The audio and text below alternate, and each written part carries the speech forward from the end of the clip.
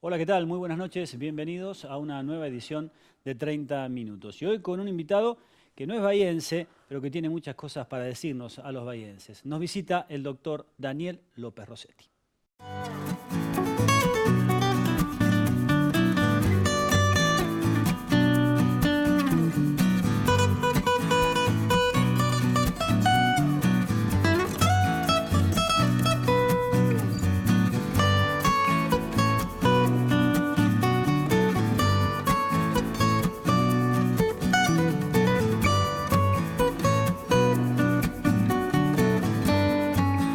En estos días y por todo el país, López Rossetti está presentando su libro Equilibrio, cómo pensamos, cómo sentimos, cómo decidimos y cómo todo está mezclado y todo está involucrado en cada una de nuestras decisiones.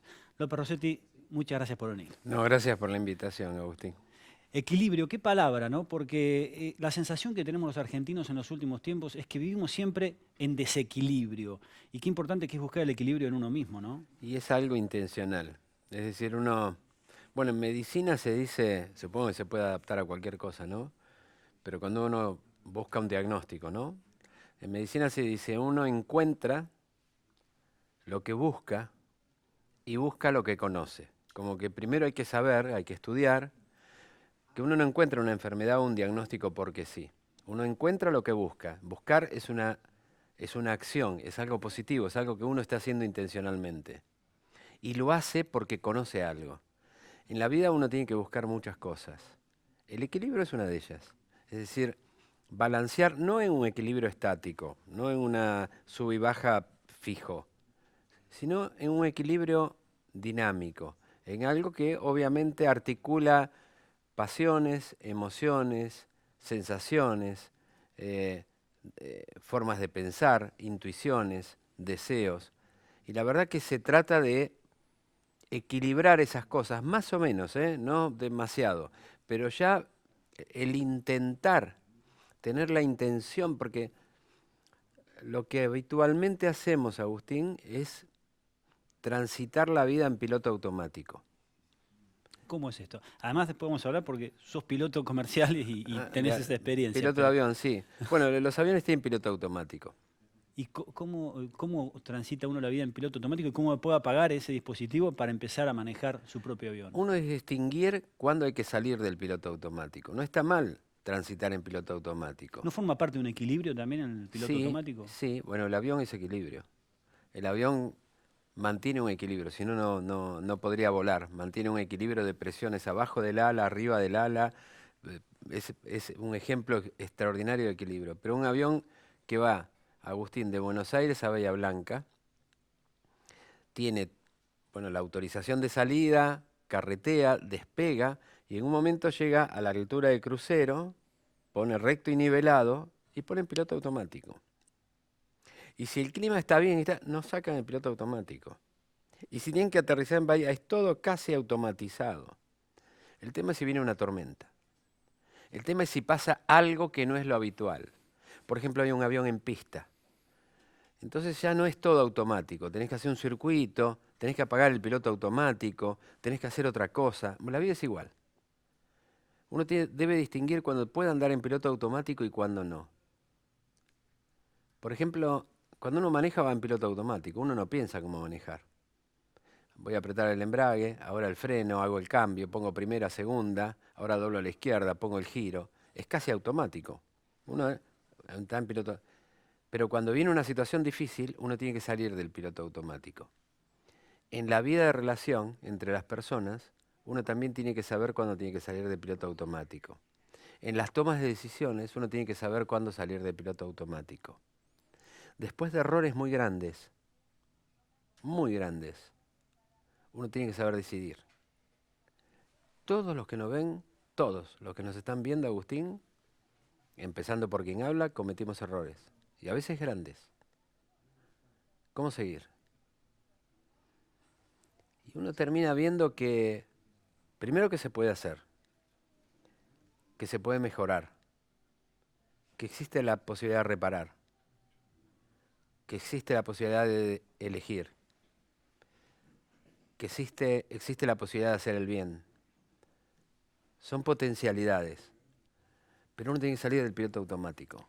El tema es que muchas veces salir del piloto automático, si no hay una orden externa, por decirlo de alguna manera, alguna situación que lo fuerce, implica salir del lugar de comodidad. Y es difícil cuando uno está cómodo, está equilibrado, arriesgarse a apretar la tecla. Tenés razón. ¿Vale la pena, pero? Vale la pena hacerlo. O sea, em, la llamada zona de confort, es tentadora porque es por definición, es una zona de placer, es una forma pero la vida es desarrollo. El cambio externo a nosotros es una constante. Nosotros podemos estar en una condición de confort, pero el entorno está vivo. Es como cuando dicen fútbol, ¿no? Esa frase de Dante Panzeri que era tan clara, ¿no? Dinámica de lo impensado, un partido de fútbol, porque el director técnico dice, bueno, vos salís por acá, vas por esta punta, ¿verdad? El problema es que con el silbato los otros también se mueven. O sea, Sí. entonces no es tan fácil. Bueno, eso es salir del piloto automático. Puede haber reglas generales, pero eh, no estoy criticando el piloto automático, ¿eh? Hay que tener piloto automático, hay que usarlo. Lo que digo es que hay que saber cuándo hay que salir. ¿Y cuáles son los síntomas que presenta esa situación de que ya el piloto automático hay que apagarlo y hay que empezar a cambiar algunas cosas? Cuando hay síntomas, Físicos, psíquicos, todos. todos. Un síntoma, fíjate, Agustín, que si pudiese dejar algo útil para quienes ven tu programa ahora, diría que se olviden de la palabra síntoma en términos de síntoma. Que consideren que un síntoma no es un síntoma.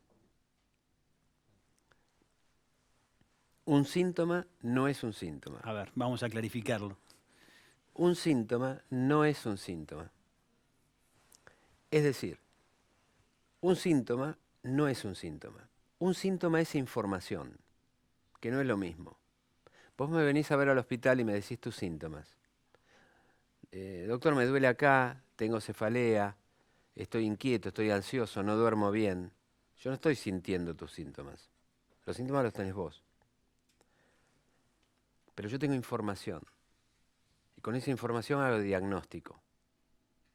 Nunca un síntoma es un síntoma, es información. Si yo tengo dolor de cabeza, o acidez de estómago, insomnio, ansiedad, nervios, me puse de mal carácter, no tengo nada más que acidez de estómago, dolor de cabeza, ansiedad. Tengo información. Si me duele la cabeza, Agustín, no solamente tengo un síntoma, tengo información. El cuerpo me está enviando mensajes, como la luz amarilla o roja del tablero de un auto.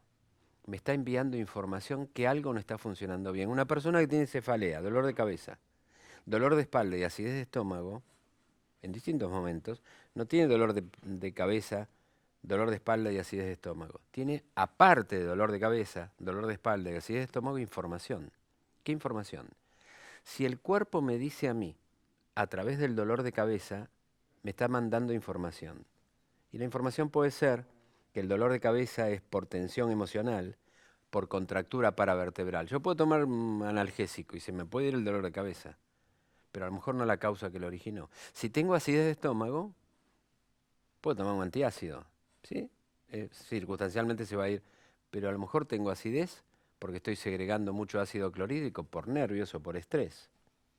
Y así, lo que quiero decir es que un síntoma no es un síntoma, es información. ¿Y quién lee esa información? ¿El especialista, el médico o uno mismo puede darse cuenta de lo que le está pasando? Me das la oportunidad de dar la respuesta fuerte a eso. El médico que tenemos más cerca, que somos nosotros mismos. El tema es que uno mismo diga, cuando tengamos algo, sueño, cansancio, miedo, hoy tengo miedo, hoy estoy inseguro. ¿Cómo que estás? Sí, hoy no estoy seguro. Me doy cuenta que estoy nervioso, hoy no estoy seguro. Es un síntoma. La pregunta es ¿por qué? Tengo cefalea, dolor de cabeza, ¿por qué? Tengo acidez de estómago, ¿por qué? Tengo dolor de columna, ¿por qué? Pero si tengo miedo y tengo ansiedad, también es un síntoma. Y un síntoma no es un síntoma, es información. ¿Por qué tengo ansiedad? ¿Pasó algo? ¿Me acordé de algo? ¿Inconscientemente procesé algo? ¿Me crucé con alguien que me hizo acordar tal cosa? ¿Estoy pagando una hipoteca de algo? La salud es hipotecaria. lo que haces mal hoy, lo que tratás mal a tu cuerpo, a tu mente hoy, con el tiempo se llama enfermedad. Toda sobrecarga de hoy es carga hipotecaria para pagar mañana. Es una cuestión de tiempo. Aparte de que es probable que no la pases bien hoy mismo. Y mientras uno busca esa información y la procesa, ¿qué es lo que debe decirle al que está al lado? ¿Cómo manejar el vínculo ante una situación de crisis de uno para evitar que el problema sea aún mayor?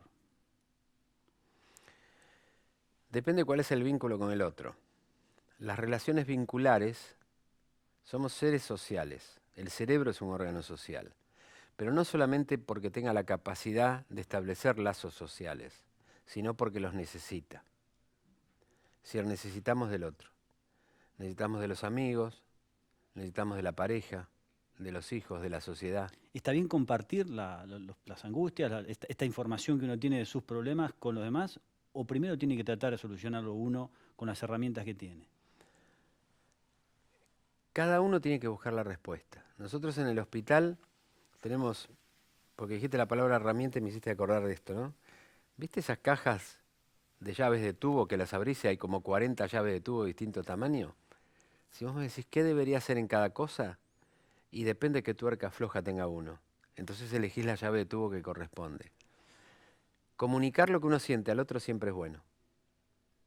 Comunicarlo bien, empáticamente. No cargarlo al otro con el No problema de cargarlo uno. al otro. Darse cuenta cuál es el límite. Y después abrir una conexión y vos cómo andás. A ver. Sí, la palabra empatía la hemos mencionado varias veces. No, es que aparte, vos le preguntás a alguien, yo otro día le pregunto a alguien, ¿cómo andás? Bien, bien, ahora tengo que hacer un examen de este y después el otro y el otro. No, te pregunté cómo andás. Bueno, te estoy diciendo, tengo el examen este y después el otro. No, eso es lo Es que otra tenés que pregunta hacer. esa. Yo te estoy diciendo cómo andas vos. Tipo, para. Ah, bien, bien. ¿Cómo bien? Y un bien que no se profundiza a Y veces. entonces, el clásico, bien o te cuento. Pero eso le hace bien a todos, porque lo que pasa es que le tenés que buscar la vuelta. El médico se pasa escuchando problemas. Eso te va dando una experiencia para volcar orientaciones o principios de solución a las nuevas personas que vas viendo. Pero también uno va aprendiendo. O sea, también es una experiencia que se va aquilatando personalmente.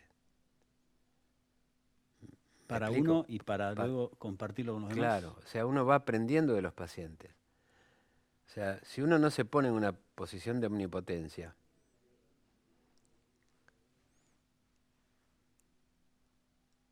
nosotros teníamos profesores, imagínate que yo me recibí a los 22, tengo 61, hace un tirón.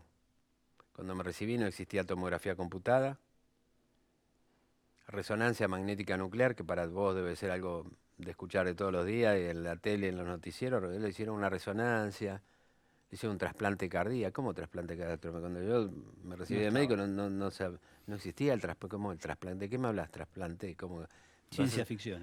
va a sacar el corazón de alguien que murió y ponérselo a alguien que se está muriendo y va a seguir viviendo? No, de la ciencia ficción. Pero cuando todavía no existía ni la tomografía, ni esta ciencia ficción que vivimos hoy, que es real y no es ficción, casi lo único que teníamos era lo que los profesores del Hospital de Clínicas nos enseñaban, que era el oído. El profesor Fustinoni nos decía, el principal instrumento diagnóstico del médico es la oreja, es el oído, Escuchar. escuchar. Escuchar lo que dice el otro. El paciente siempre te dice el diagnóstico, está en vos escucharlo. ¿Y los médicos se están preparando en esto? ¿Están capacitados o siguen leyendo la enciclopedia y escuchando a los profesores? Digo, ¿se capacitan en empatía, en escuchar y en comprender las razones del que está enfrente? Cada vez más. De un tiempo a esta parte, los últimos, yo te diría, 10, 15, 20 años, ya con el desarrollo popular de la inteligencia emocional, cada día un poco más. Algunos más, otros menos. Pero no solamente los médicos, todos, no dividamos en los médicos, todos. Eso lo deberían desarrollar todas las personas. La sensibilidad emocional, la percepción emocional, la Está mucho comprensión en este emocional. libro y en el anterior también, ¿no? Es un tema que a mí me fascina porque pasa por ahí iba a decir casi con soberbia, la solución. Pasa por ahí el manejo de la realidad. Y de hecho la realidad no existe. La realidad La es una percibimos. construcción que percibimos. Entonces, esa frase, no importa lo que sucede, sino lo que yo creo que sucede, y no es nada más que académico, quiere decir que yo puedo cambiar mi percepción y puedo mejorar. Vamos a hablar un poco de tu carrera, puede ser, de tu carrera y de tu vida, que ha tenido una vinculación directa con la medicina, por episodios familiares que te han tocado vivir y por tu decisión de vida y tu decisión de más allá de ser médico de consultorio, del trabajo con un paciente particular, de divulgar, de que el mensaje llegue a millones. ¿Cómo fue ese proceso? Largo y sinuoso probablemente, ¿no? Sí, probablemente, pero sin darme cuenta. O sea, ¿En qué momento dijiste soy médico? No tengo el título, pero soy médico. cuando me dijeron gracias la primera vez, ¿Un paciente? sí, en el hospital, siendo practicante. Cuando, por supuesto que no era médico, pero estaba con el guardapolvo ayudando. Y ayudé como pude. Y el día que me dijeron gracias, dije, me recibí de médico. Me faltará estudiar, me faltarán materias, me faltará el título, pero ya estoy haciendo el trabajo. Y ya te diste cuenta que además que era tu vocación. Sí, claramente. Y hoy que soy docente en medicina, a los estudiantes de medicina, le digo, ustedes cuando logren un gracias, ya se recibieron. Falta saber más, falta estar capacitado, faltará el título, el sello y matrícula nacional y provincial, pero ya sos médico, porque el objetivo es ese. Cuando alguien te dice gracias, es porque cumpliste. Y generalmente, no te dicen gracias por dar el antibiótico adecuado. Escucha. Y otras cosas, el antibiótico es muy fácil dar un antibiótico. Aquí en Bahía Blanca hubo un caso que tuvo repercusión nacional de una médica que atiende a un chiquito, tenía un problema, un catarro, alguna cuestión, fue hasta la guardia. Y la guardia le recetó la receta firmada con todos los datos técnicos. La beba necesita mimos, abrazos y Claro, besos. me acuerdo de eso. Sí, bueno, pero eso es medicina. Eso es medicina. Eso es medicina, porque aparte hay que tener esa médica que hizo eso. María Rosa Peralta. Bueno, felicitaciones 100.000 veces. Esa médica sabe medicina. Evidentemente, ¿no? Sabe medicina. Conoce el fondo de la cuestión. Sabe medicina y sabe, y porque se anima a ponerlo. Hay que sellar una receta con eso. Y ningún médico puede sostener científicamente que los mismos no hacen bien. Eso es medicina. ¿Es el equilibrio que se necesita entre la razón y el corazón que está aquí? Yo creo que sí. Un equilibrio dinámico, pero no hay que vanagloriarse del cerebro, metafóricamente. Hay que tener en cuenta las emociones. En alguna entrevista has contado la experiencia que te tocó vivir en primera persona con tu papá. Ah, sí. El momento en que te recibís, momento de gran expectativa, y a partir de allí, el primer sueldo que termina con una tragedia para la familia. Sí. Mi papá, cuando tenía los primeros garbanzos, le pagué un viaje a Europa a mi papá y mi mamá, y mi papá fallece. Era otra época y no había la comunicación entre padres e hijos que hay hoy, ¿no? Pero recuerdo que me llamó un jueves y me agradeció por el viaje. Y estaba en ese momento en Sevilla, cosa que no era habitual en la comunicación entre nosotros. Y aparte se había comprado un reloj, estaba contento. Y al día siguiente llamó a mi mamá llorando que había muerto de un paro cardíaco. Eh, yo no tenía pasaporte, fue un viernes.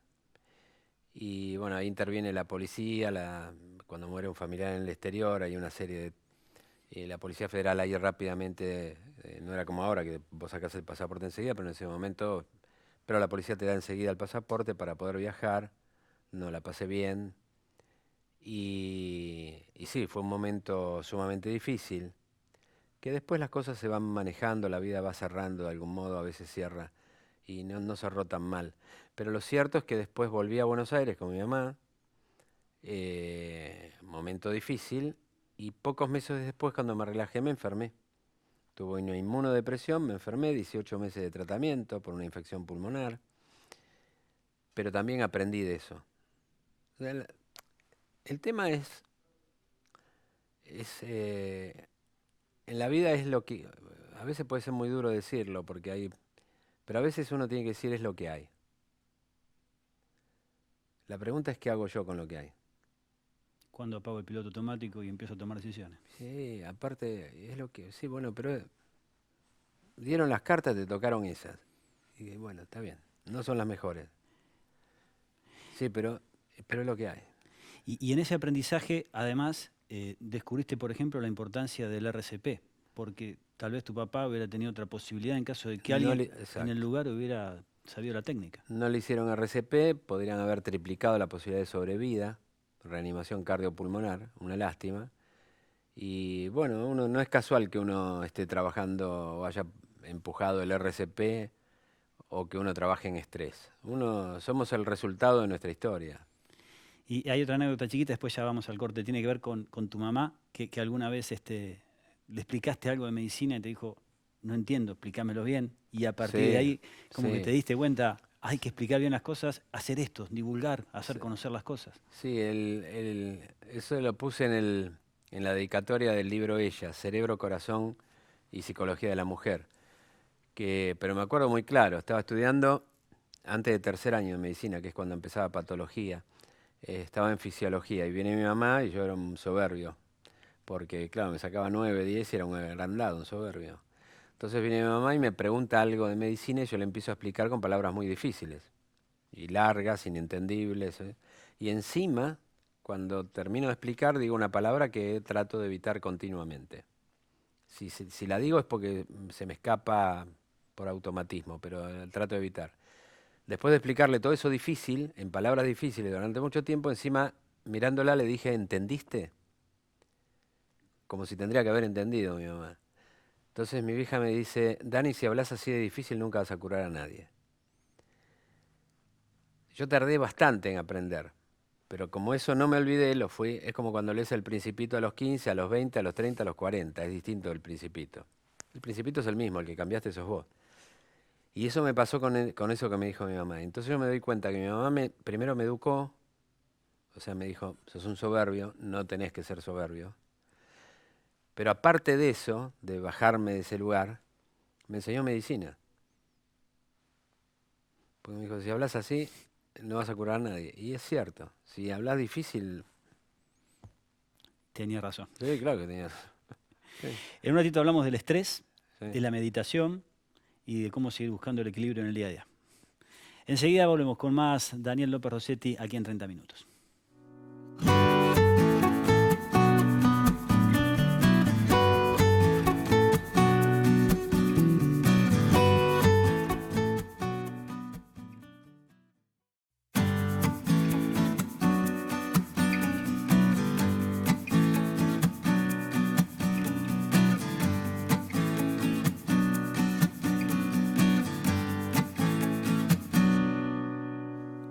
Seguimos conversando con el doctor Daniel López Rossetti. Vamos a referirnos ahora a un tema en el cual se ha especializado y que lamentablemente desde hace tiempo está en boga en cualquier hogar, en cualquier circunstancia. El estrés, cómo manejarlo, cómo diferenciarlo de la sobrecarga, porque son cosas distintas, ¿no? Cuando uno está cansado, cargado de cosas, y otra cosa es el estrés. Sí, son cosas distintas. El, yo trabajo bastante, me muevo bastante, voy de un lado al otro, tengo la facultad, la Sociedad Argentina de Medicina del Estrés, el hospital, voy, vengo, medio de comunicación, que para mí son consultorios grandes. Claro, Es un consultorio grande, vos me decís, ¿qué es esto? Es un consultorio, es una consulta. Uno transmite algo, nada más que no es algo para la anemia que uno receta, pero es un consultorio. Y, y sí, dicen, pero doctor, Es como si le dijeran a Cormillot si está gordo. O sea, no, vos le podés decir, Cormillot nunca debe, somos amigos con Alberto. Imagínate, uno no podría imaginar a un Alberto Cormillot gordo. Hay un mensaje que se choca Claro, con sí mismo. ¿no? Entonces, doctor, se va a estresar, va, viene. No. Ahí también puedo citar a mi mamá una frase típica que conoce todo el mundo. Sarna con gusto no pica. Si no te molesta, el cansancio es una cosa, la sobrecarga es otra cosa. El tema es si sufrís, si te pica, si la pasás mal. Fíjate que si haces mucho trabajo, estás muy saturado y sufrís, eso puede ser estrés. Si la pasás mal, eso es estrés. Pero un desocupado no hace nada porque no tiene trabajo y lo sufre. Eso también es estrés. Fíjate que puede ser por no tener trabajo, lo cual es una amenaza a la seguridad individual y familiar, o tener exceso de trabajo, de sobrecarga que no llegó bien. Es decir, el estrés es sufrimiento. Cuando Hans Selye, un austrohúngaro que describe el síndrome del estrés a principios entre 28 y 1936, un austrohúngaro, Hans Selye, le da unas inyecciones a unas ratas de laboratorio, le inyecta una sustancia y ve que se producen ciertas modificaciones en la sangre, en los órganos. Entonces inyecta una sustancia distinta y ve que pasa lo mismo. Inyecta una tercera sustancia distinta y ve que pasa lo mismo. Entonces dice, ¿qué tendrá en común estas tres sustancias que le inyecté para que todas produzcan alteraciones en el estómago, alteraciones del sistema linfático, alteraciones... ¿Qué habrá en común entre estas sustancias? Sustancias biológicas. Y después se inyecta simplemente una sustancia inerte. Les inyecta intramuscularmente aceite. Y también a las ratas les pasaba la misma modificación orgánica. No le estaba inyectando una sustancia. Las estaba maltratando. Les estaba inyectando sufrimiento, era dolor. Y con el dolor aumentaba la secreción gástrica, se alteraban la defensa del cuerpo, se alteraban los ganglios. El tema es si sufrís, si la pasás mal. El sufrimiento continuo crónico es la gota que horada la piedra. El estrés agudo no es tan dañino en términos generales. Estamos bastante bien preparados para el estrés agudo. Un estrés que comienza ahora y termina a la hora, hora y media. El estrés que daña la mente y el cuerpo es el estrés crónico, que es menos intenso que el agudo, pero sostenido en el tiempo. La gota que horada la piedra. ¿Y cómo lo detectamos? ¿Cómo nos damos cuenta de que estamos sufriendo? Porque muchas veces lo tomamos hasta como algo natural. Nuestro piloto automático está con ese nivel de sufrimiento incorporado. Sí, lo incorporamos como normal. La pregunta es, ¿cuándo pasa de ser, como decíamos creo que al principio, que el estrés es normal hasta un punto? Es decir, igual que el azúcar en sangre, es normal hasta un punto. Por encima de ese punto es diabetes. El estrés también es normal hasta un punto. Por encima de ese punto determinado, es estrés malo y hace mal. ¿Cuál es el punto? El punto es cuando aparecen síntomas. Físicos, ahí sí. O psicológicos. Cuando algo hace que el trencito salga de la vía, cuando ya tengo síntomas. Si yo estoy atareado, estoy sufriendo cosas y de golpe aparece algo, insomnio, y puedo acreditar el insomnio a la sobrecarga laboral o a la sobrecarga de la calidad de vida, o a que no estoy viviendo bien, a que no estoy haciendo lo que quiero, a que estoy aislado o solo. Cuando empieza a haber alteraciones del sueño y puedo pensar que la causa es esa, ese es el momento que digo tengo estrés. Puede ser eso, insomnio, puede ser mal carácter, puede ser disminución de la capacidad de concentración, alteraciones de memoria podrían ser, acidez gástrica, dolores musculares, no sé, distintos síntomas, contracturas musculares, miedos. El momento en que el estrés deja de ser bueno para pasar a ser malo es cuando la mente y el cuerpo acusan recibo a través de síntomas. Y acordate, Agustín, que un síntoma no es un síntoma. Es información. Eso. Un síntoma no es un síntoma, es información que me avisa que algo está andando mal. Y eso solo te puede ayudar mucho. ¿Y cuándo ir al médico? Cuando hay duda, no hay duda. Al médico hay que consultar regularmente, igual que al odontólogo. ¿Cuándo hay que ir del odontólogo? Cuando no tenés caries. Si no, ya es tarde. Cuando tenés caries vamos todos, porque hay dolor. Ahí dejás el dedo y tenés que ir al odontólogo. El tema es ir antes. Las consultas médicas regulares son esenciales para mantener la salud, el bienestar y prevenir enfermedad y diagnosticar precozmente. Pues imagínate que un cáncer de mama diagnosticado precozmente, el 95% se cura. Tardíamente, casi ninguno. Así de fácil. No es tan simple como eso. Pero a su vez, si uno tiene una normativa de cuándo visitar al médico, de todos modos hay que visitarlo siempre que uno tenga dudas. Me duele tal cosa o cambió tal cosa. Visita a tu clínico. Y ahí se necesita un clínico dispuesto a escuchar, ¿no? Y ahí se necesita un médico clínico. El médico es el clínico. Después que el clínico puede desarrollar alguna especialidad. Pero el médico que uno tiene que tener siempre es el médico clínico, el médico de familia, el médico general. Ese es el médico que uno tiene que consultar. Después se hará, si hace falta que ese médico sepa, digamos, necesita un estudio neurológico, endocrinológico, cardiológico específico, se derivará Hay especialistas. y después, sí, pero cuidado con la palabra especialista, porque parece que el clínico habitual no es especialista. Sí, yo creo que el buen clínico es el más especialista en todo. Porque el buen clínico, el buen médico clínico es especialista en personas. Después que pueda ser aparte cardiólogo, bueno, puede ser cardiólogo. Pero el médico especialista es el que se especializa en personas. Daniel, en esta búsqueda del equilibrio que tenemos todos los seres humanos, o tendríamos que tenerla, ¿qué aporta una herramienta como por ejemplo es la meditación? Sé que sos un cultor de esta disciplina. ¿Cómo, cuándo, dónde, qué suma? La meditación es un proceso científicamente comprobado que genera beneficios muy claros a nivel cognitivo y emocional. Cognitivamente, es decir, racionalmente mejora la capacidad de concentración, estudio, memoria, la capacidad de atención. Atención es focalizar mis funciones psicológicas en un objeto único y llevar mi atención ahí y desarrollar mi trabajo, mi actividad. Eso es lo cognitivo. Cognitivo viene de cognoscere, conocer.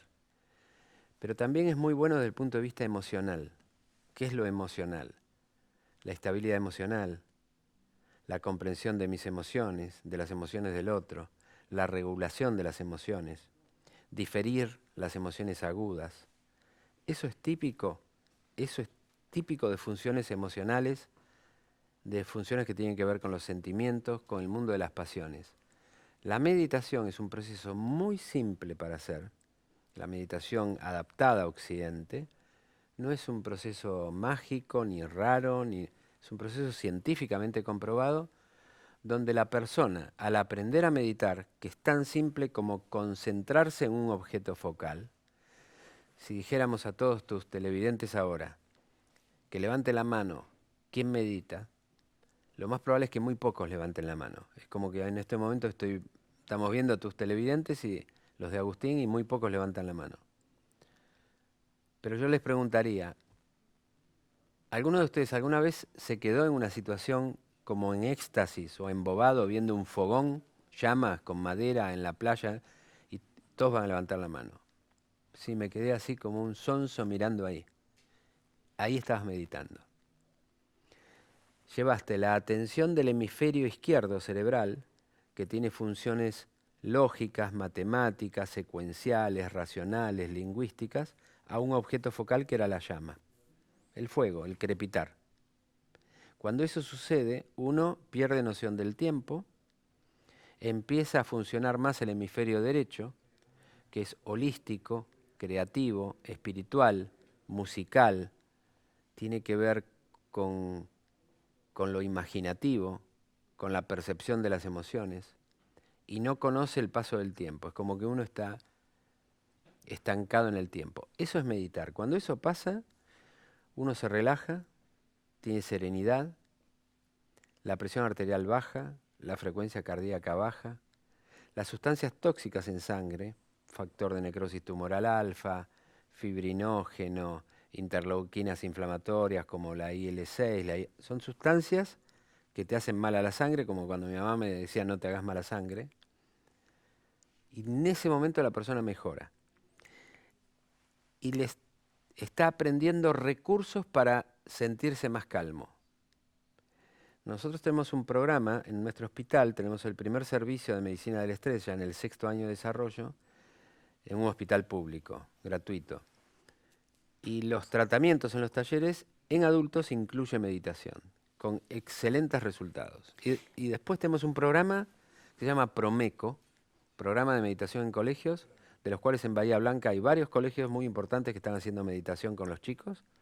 El que quiera hacer, lo único que tiene que hacer es entrar en Google y poner Servicio de Medicina del Estrés, Hospital de San Isidro, o Promeco, Programa de Meditación en Colegios, y va a aparecer nuestra página del hospital, del Servicio de Medicina del Estrés. Es público, es gratuito, no se paga, enseñamos con videos a los docentes, es solo para docentes y para colegios públicos y privados de todo el país. Y enseñándole a los chicos a meditar, les das paz, serenidad, mejoran sus facultades cognitivas, el docente mejora el vínculo, se mejora la relación interpersonal y disminuye la violencia. Ya tenemos datos concretos de disminución de violencia. Ya tenemos medidos colegios.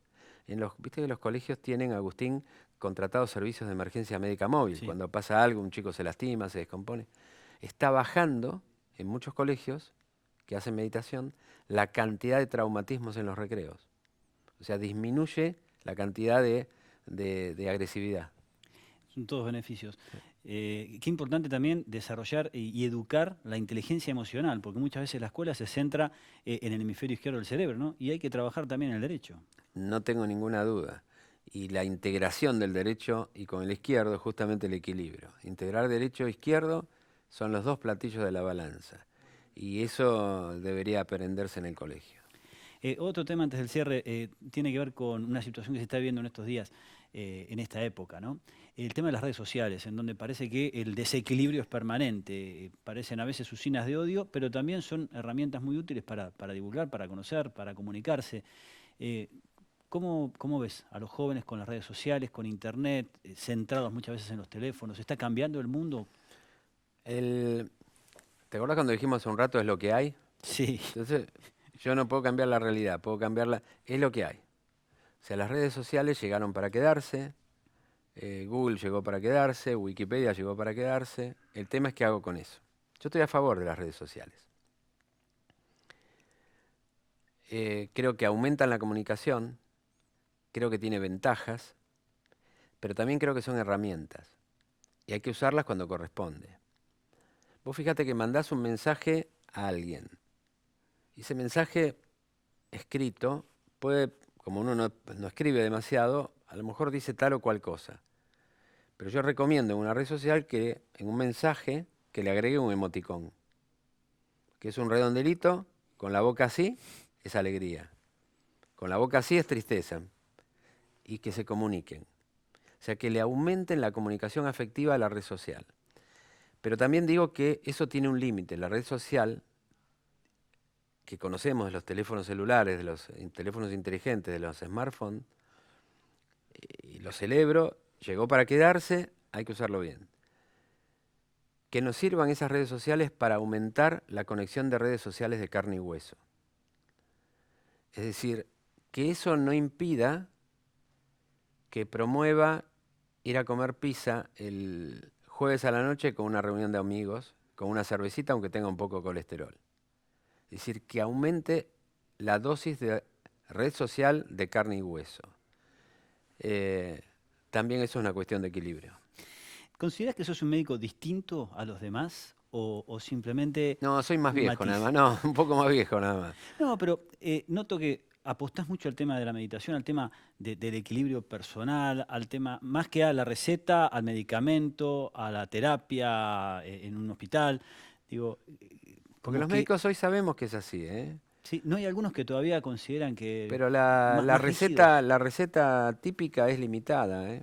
La receta típica para todas las enfermedades son psicosomáticas, es decir, mente y cuerpo. Yo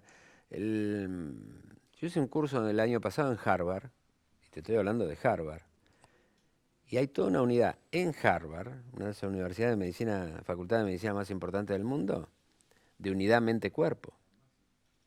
O sea, eh, hoy los estudios de, el término es raro, es psicofisiología. Fisiología es cómo funciona el cuerpo. Psico es psicología. Las investigaciones, Agustín, de psico, lo que pasa en la mente y lo que pasa en el cuerpo, psicofisiología. ¿Por qué cuando te trae un recuerdo, inclusive inconsciente, el corazón va más rápido? Y se te enfriaron las manos. Eso hoy tiene explicación.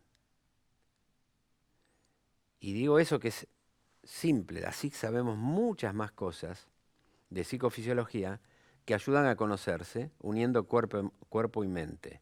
Entonces, es parte de la medicina. Hoy, no, hoy es ciencia pura eso. Entonces puede parecer que no lo es, pero es ciencia pura. Hoy hablar de lo que estamos hablando ahora tiene fundamento científico. Yo hago recetarios míos y hago recetas que tienen que ver con estas cosas y que incluso la publico en mi Instagram o Facebook como recetas. Así como vos me decías de esta colega que felicito, ¿no? De los mimos, a un nene. Y me hiciste acordar, porque hablamos de ansiedad, una vez subí una que dije, porque es verdad, vivimos en una sociedad medicalizada, todos toman ansiolíticos. Y puse, el mejor ansiolítico es un abrazo. Y no tengo duda. Y más barato además. Y más barato. Alguna vez hará falta una benzodiazepina en una dosis, tanto tiempo, pero... Y eso es medicina también, ¿eh? Dejamos la medicina por un ratito. ¿Y cómo es eso de que sos piloto también? Bueno, siempre me gustaron los aviones y primero te recibís de piloto privado, después vas avanzando en la carrera, digamos, y haces vuelo nocturno, después haces el curso de piloto comercial, después haces el curso de piloto multimotor. Y sí, me recibí de piloto comercial, pero tengo mi matrícula de piloto comercial, no ejerzo, pero tiene que ver con el equilibrio Tiene tal que ver con el vez. equilibrio, ¿no? Pero volar es un sueño. Es un sueño que el hombre convirtió en realidad. Eh, con lo cual es algo que ahora hace tiempo que no vuelo, excepto que me lleven, pero es algo que siempre fue muy lindo. Es decir, el hecho de estar volando es una cosa... Hay una... Vos sabés que hay un momento trascendente en la vida de un piloto, que a lo mejor no es tan conocido, que se llama primer vuelo solo. El primer vuelo solo es el primer vuelo solo. Vos estás aprendiendo, todavía no sos piloto, y volás en un Piper, un Cessna, un avión chiquito con un motor adelante, y un día el instructor, ya que te ve dentro de las primeras 40 horas de vuelo, que te ve medio que venís bien, que ya estás para volar solo, y te ve que ese día estás bien, que el clima está bueno, que no hay mucho viento, que la iluminación es buena, que no hay mucho tránsito aéreo. A mí el primer vuelo solo lo tenía Dino, el instructor al lado, y estábamos yendo, carreteando para la cabecera, y me dice, hoy haces tu primer vuelo solo. Entonces yo lo miro y me dice, ¿sí? Le dije, sí. Él me vio seguro, abrió la puerta con el motor en marcha y se bajó. Hace un circuito y volvé. Fui a cabecera, que ya lo había hecho muchas veces, pero nunca solo. Pedí autorización, despegué, tenés que subir, das la vuelta, se llama como un circuito, volvés paralelo a la pista, era nada más que hacer eso y aterrizar. Cuando estaba acá a 1000 pies de altura, 300 metros, ahí, y estaba volando solo, pegué un grito de alegría que yo creo que lo escucharon abajo. Era extraordinario. Y después te dan un cartoncito que te ponen tu nombre, un avioncito dibujado, el día, la fecha, primer vuelo solo. Yo lo tengo al lado del título de médico. Ah, sí, están juntos. Mm. Bueno, Daniel, muchísimas gracias por esta visita. ¿Hay algo a lo que diariamente le dediques 30 minutos que te guste, que te haga bien? que sea como un hábito que para vos es saludable? Bueno, yo hago meditación, pero menos de 30 minutos. Te diría que nunca más de 2, 3 minutos por día. Hay meditación corta. Y una cosa que a mí me gusta mucho es estudiar. Yo disfruto estudiar. O sea, pero porque me hace bien. O sea, aprendo lo que fuera, me servirá de buscar cosas, pero aparte me hace bien. Eso para mí es terapéutico. Un buen consejo para los demás. Gracias. Daniel, muchas gracias por venir. No, gracias a vos, Agustín. Un programa especial de 30 minutos con un invitado de lujo que nos visitó hoy, el doctor Daniel López Rossetti. Nos reencontraremos con otra nota, con otra entrevista, con otra historia de vida el próximo sábado aquí en Telefe Bahía. Hasta luego.